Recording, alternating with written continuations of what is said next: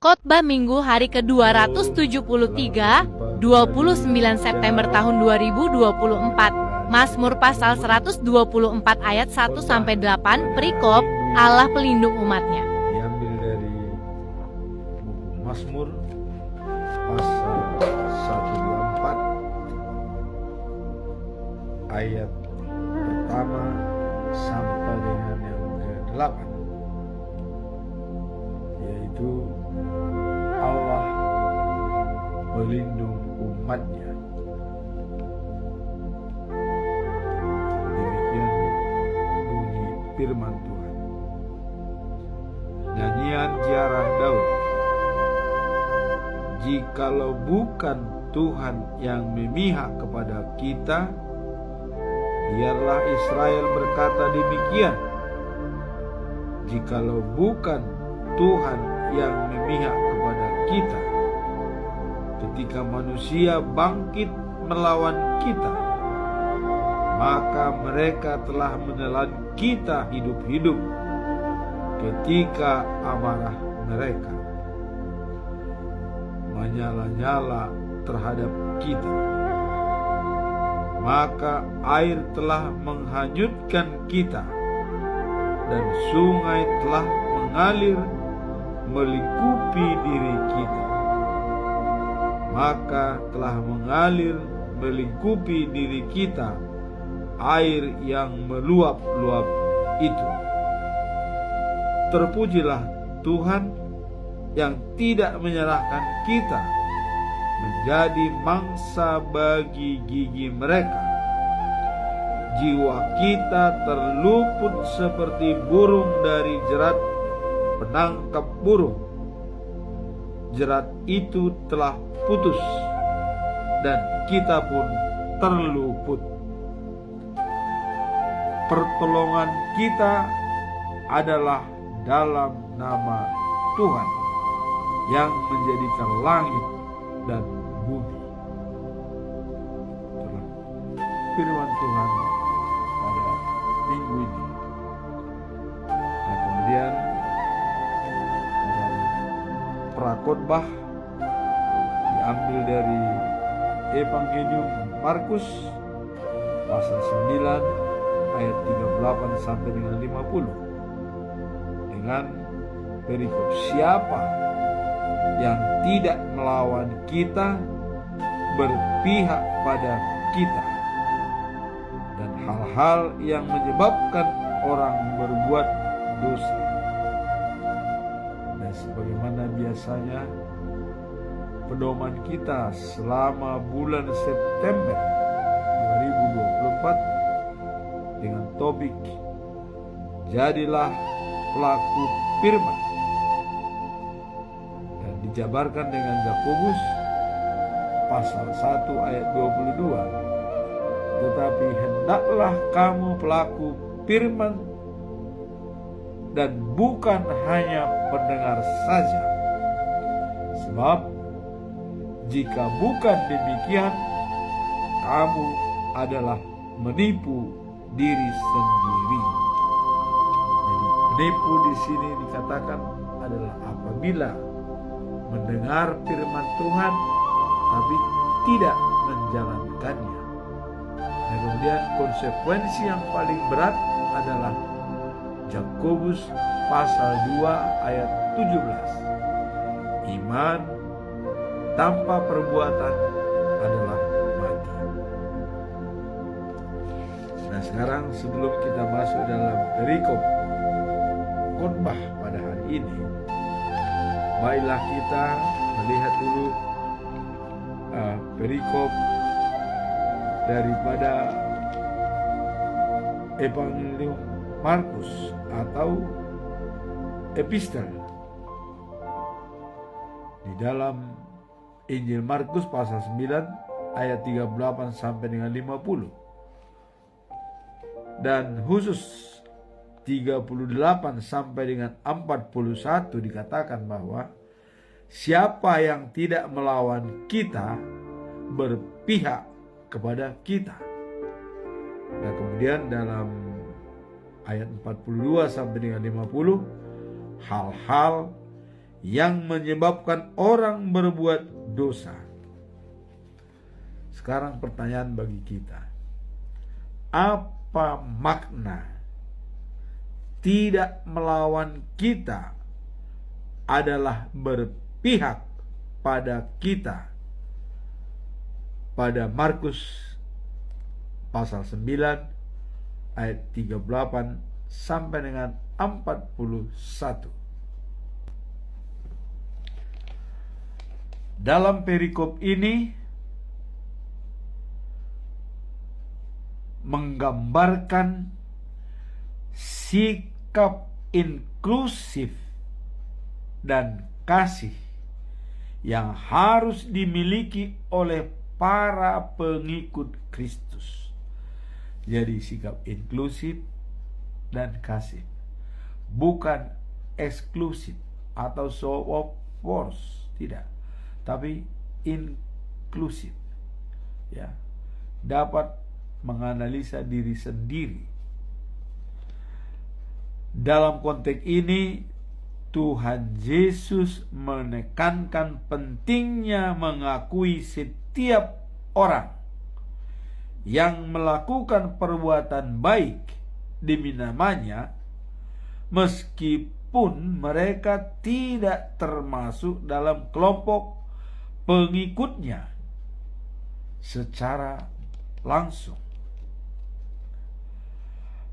Ajakan berbuat baik dengan orang yang belum mengenal Yesus dalam ayat 38 sampai 41 kita melihat, ya, bahwa murid-murid Yesus mencela seseorang yang mengusir setan dalam namanya, karena orang itu tidak mengikuti mereka, artinya belum satu kelompok dengan murid-murid Tuhan Yesus.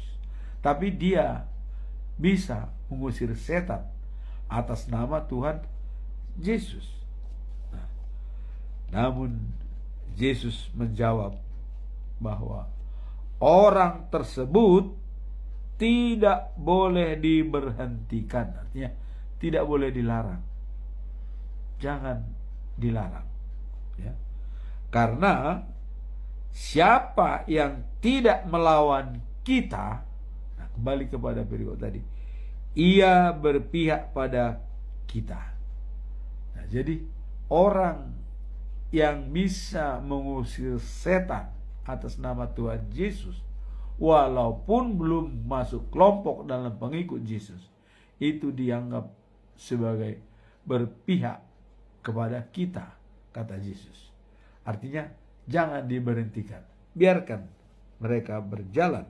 Nah, jadi Yesus menjawab bahwa orang tersebut tidak boleh diberhentikan, karena siapa yang tidak melawan kita, ia berpihak pada kita. Nah, hal ini menunjukkan bahwa kerajaan Allah lebih besar dari dan lebih inklusif daripada bahan-bahan kelompok, ya, tertentu, daripada, ya, kelompok-kelompok tertentu. Para pengikut Kristus, ya, diingatkan untuk selalu bersikap terbuka, tidak tertutup, dan tidak memandang rendah orang lain yang melakukan pekerjaan baik. Jadi dianjurkan oleh Yesus kepada semua murid-muridnya terbuka kepada orang lain yang berbuat baik. Jangan dicela. Walaupun mereka bukan masuk kelompok kalian, bukan kelompok masuk antara kalian, tapi dia berbuat baik, maka dia adalah membantu tugas kita. Jangan diberhentikan. Nah, jadi sifat ini dianjurkan Yesus kepada semua murid-muridnya supaya inklusif dan terbuka, tidak tertutup kemungkinan untuk bekerja sama dengan orang yang benar-benar ya memuji dan memuliakan Tuhan Yesus. Nah, di dalam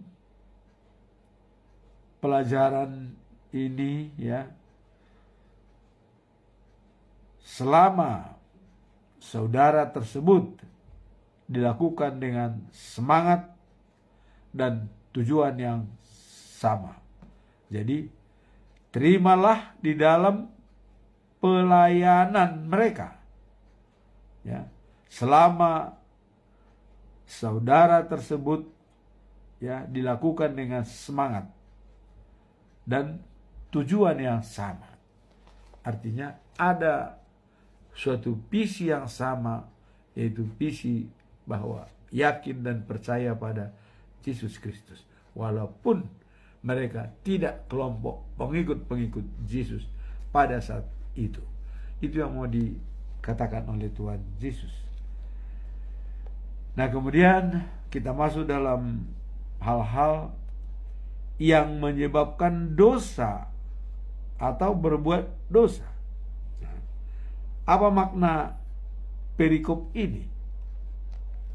Nah, perikop ini membahas konsekuensi serius dari perbuatan yang dapat menyesatkan orang lain berbuat dosa. Jadi apabila ada yang menyesatkan orang lain bisa berbuat dosa, ini yang harus dihindari. Nah, dalam teks ini Yesus menekankan ya pentingnya menjaga diri dari orang lain, dari dosa satu ya yang menyonggok betapa seriusnya perbuatan yang menyesatkan tersebut. Jadi harus ya adanya perbuatan yang menyesatkan itu harus ditolak dengan tegas dan jelas. Bahkan dalam ayat 42 dikatakan ya, Yesus mengatakan, tetapi barang siapa menyesatkan salah satu yang kecil ini yang percaya padaku, lebih baik ya baginya jika ia diikat dalam batu langsung ditenggelamkan ke laut. Jadi kalau ada katanya orang yang menyesatkan orang kecil ini yang percaya kepada Yesus untuk tidak percaya, orang itu lebih baik diikat dalam batu dan dibuang ke laut, artinya ditenggelamkan. Itulah resikonya. Nah, kemudian dikatakan hal ini menunjukkan betapa seriusnya tanggung jawab kita terhadap iman orang lain. Jadi iman orang lain pun harus kita awasi, salah atau benar. Nah, kalau dia memang benar-benar salah, maka kita harus katakan, ingatkan. Dan tadi dikatakan kalau ada orang yang menyesatkan orang ini yang tidak percaya kepada Yesus, lebih baik orang itu diikat dan ditenggelamkan di laut. Coba, jadi begitu tegasnya Tuhan Yesus. Jadi jangan sampai ada orang lain yang mencoba untuk mempengaruhi yang sudah pengikut Yesus dan disesatkan kembali.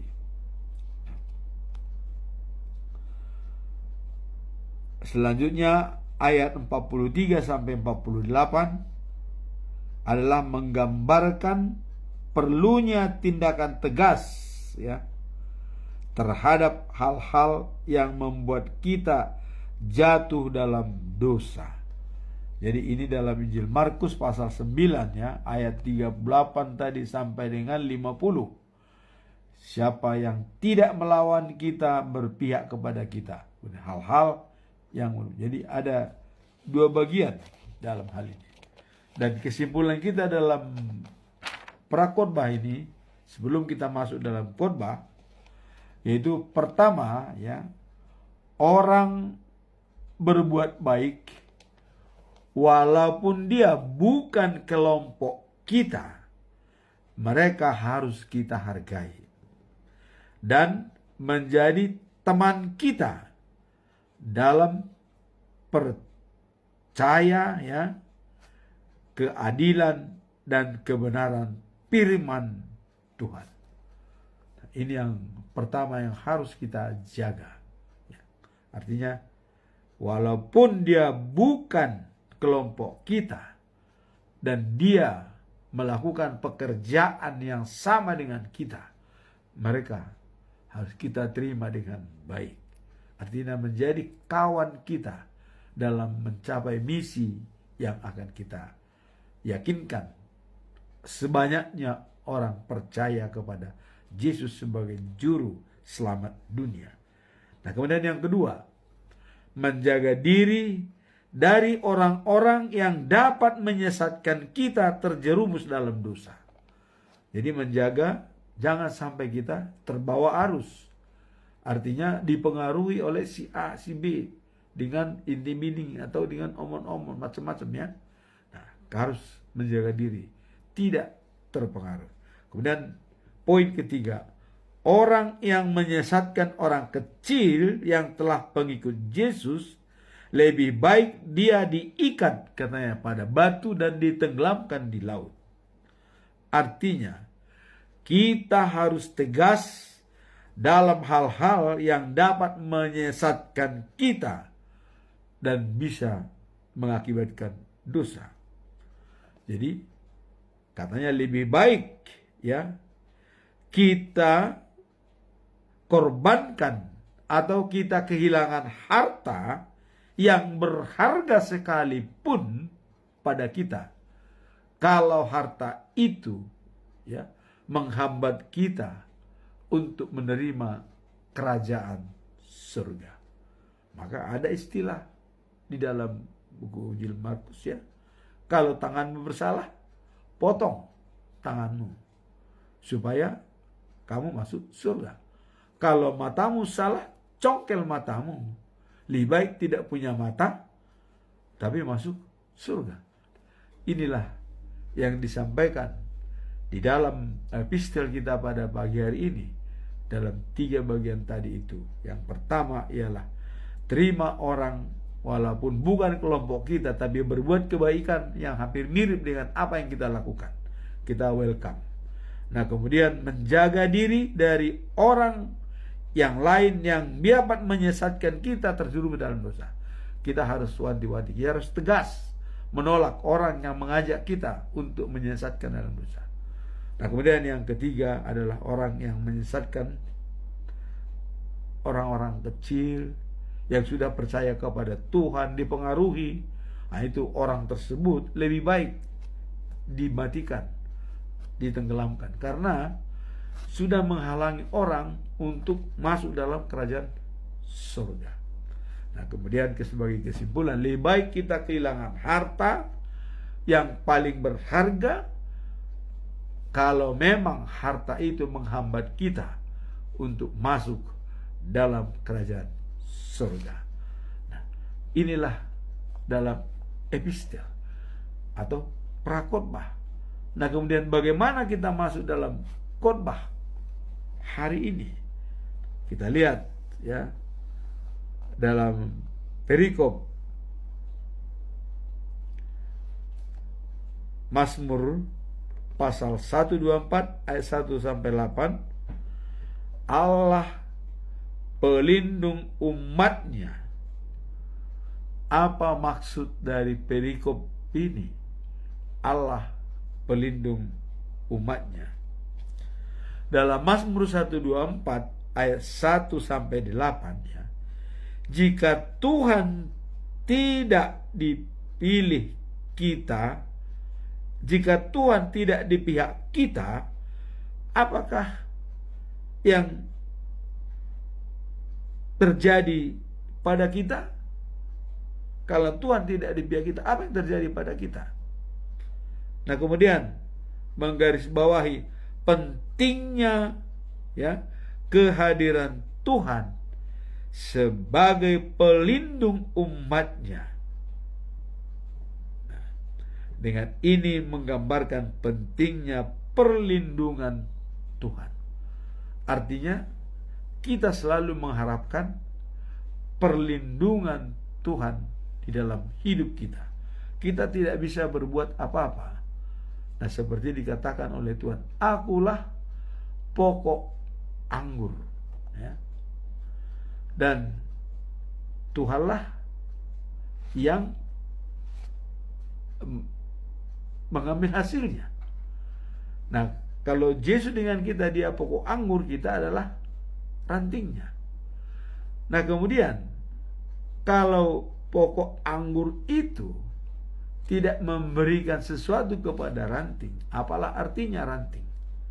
Nah, maka Yesus mengatakan, kalau Anda bersama dengan saya dan saya ada di dalam kamu, maka kamu akan berbuah banyak. Tetapi kalau saya tidak berada dalam kamu, tapi kamu juga tidak berada dalam saya, kamu tidak bisa berbuat apa-apa. Inilah perlunya perlindungan Tuhan di dalam hidup kita. Nah, dan kita sangat rentan dan tidak berdaya, ya. Artinya manusia tanpa perlindungan ilahi itu sangat rentan dan sangat rapuh, ya, sangat rapuh kalau tanpa perlindungan daripada Tuhan, ya. Nah, sehingga menekankan bahwa keselamatan dan perlindungan sejati hanya dapat ditemukan dalam Tuhan. Jadi perlindungan sejati, ya, hanya dapat ditemukan dalam Tuhan. Dan ketergantungan kepadanya dalam setiap aspek kehidupan menjadi sangat vital. Setiap aspek kehidupan kita sangat vital perlindungan dari Tuhan. Apa yang contoh misalnya? Coba, kalau udara dicemarkan oleh Tuhan, apa kita bisa hidup? Nah, kemudian pengalaman pada waktu terjadi COVID-19, bagaimana situasi kita? Semua orang, ya, harus lockdown, harus berada di rumah, tidak berani keluar. Coba, pada waktu itu baru salah satu, hanya wabah. Coba kalau semuanya, inilah dikatakan Daud, pentingnya perlindungan Tuhan di dalam hidup kita. Karena kita tidak bisa berbuat apa-apa tanpa dengan campur tangan Tuhan. Nah, kemudian berdasarkan pengalaman pemazmur Daud, ya, yang telah banyak berpengalaman dengan Tuhan Allah. Daud inilah orang yang sangat banyak berpengalaman dengan Tuhan dan selalu dilindungi oleh Tuhan. Ya. Dan kalau kita lihat dalam Mazmur, ya, 23 ayat 6, kemurahan dan kebajikan ada pada saya seumur hidup, dan dia tetap berada di rumah Tuhan sepanjang masa. Artinya, diri dia tidak pernah meninggalkan Tuhan. Tidak pernah dia melakukan yang tidak baik. Kebajikan, kemurahan, anugerah Tuhan selalu dimanfaatkan untuk memperbaiki diri. Dan dikatakan dia berada di rumah Tuhan sepanjang masa. Artinya dia tidak pernah mengerjakan pekerjaan, ya, yang bertentangan dengan Tuhan, sehingga dia dapat dikatakan menyenangkan hati Tuhan. Walaupun pernah dalam pergumulan dia, waktu Daud mengambil Betseba istrinya Uria, ya, itu pun Daud sudah berdoa kepada Tuhan dan menyesali semua perbuatannya. Artinya dia dipulihkan kembali. Nah, sehingga dengan pengalaman Daud ini, ya, hidup yang penuh dengan kasih karunia dan kebaikan yang berasal dari Tuhan. Itulah pengalaman Daud. Nah, yang diharapkan menjadi bagian dari kehidupan seorang yang percaya. Harapan seseorang selalu mencerminkan karakter Allah. Jadi harapan seseorang, ya, harus bisa mengikuti karakter Allah. Apa karakter Allah yang sebenarnya?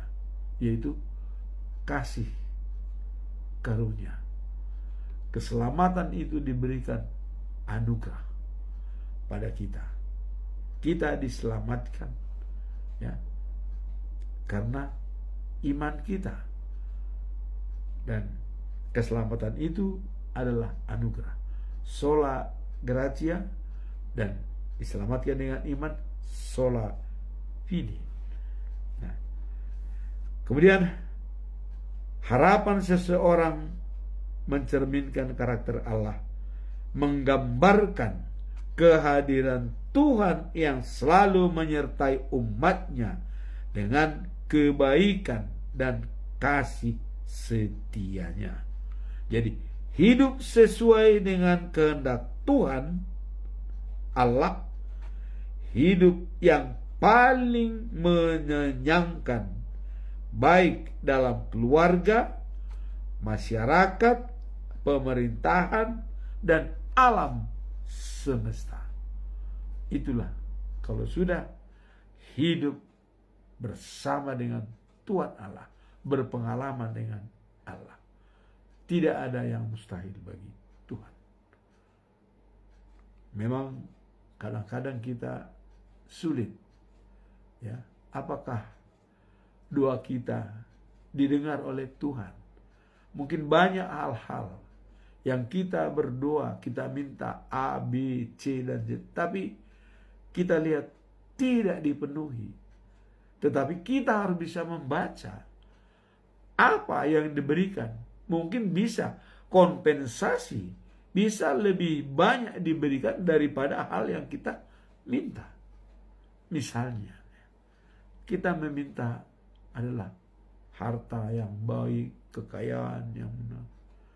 Tapi itu tidak diberikan harta itu.